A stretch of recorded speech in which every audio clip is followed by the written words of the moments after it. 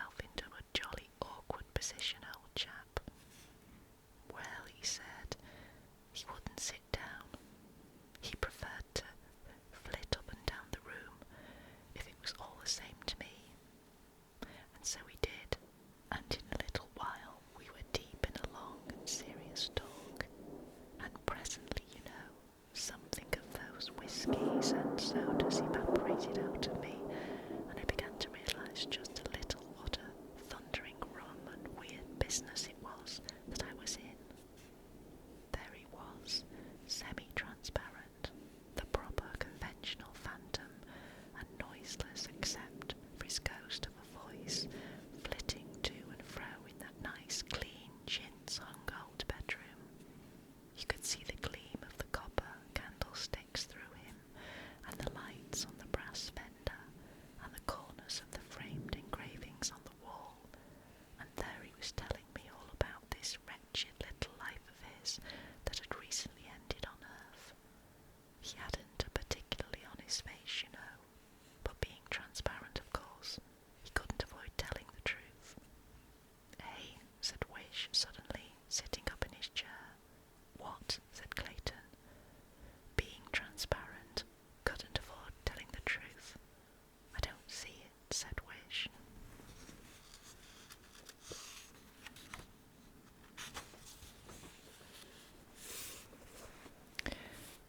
"I don't see it," said Clayton, with inimitable assurance. "But it is so, I can assure you nevertheless. I don't believe he got once a nail's breadth of the Bible truth. He told me how he had been killed. He went down into a London basement with a candle to look for a leakage of gas, and described himself as a senior English master in a London private school when that release occurred. Poor wretch, said I. That's what I thought, and the more he talked, the more I thought it. There he was, purposeless in life, and purposeless out of it. He talked of his father and mother, and his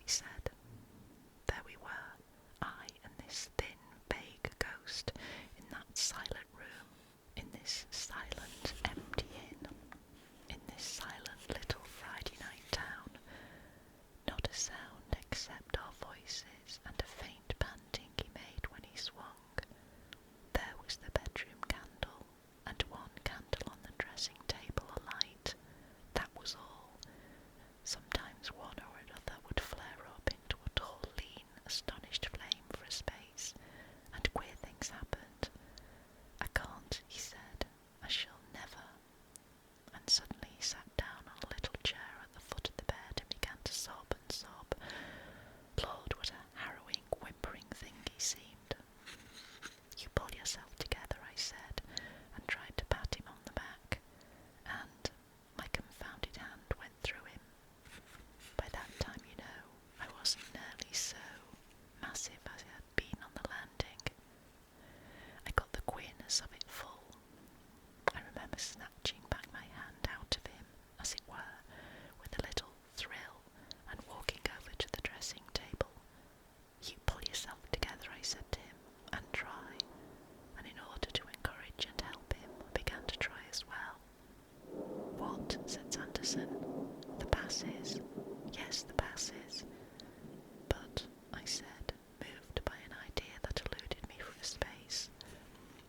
"This is interesting," said Sanderson, with his finger in his pipe bowl.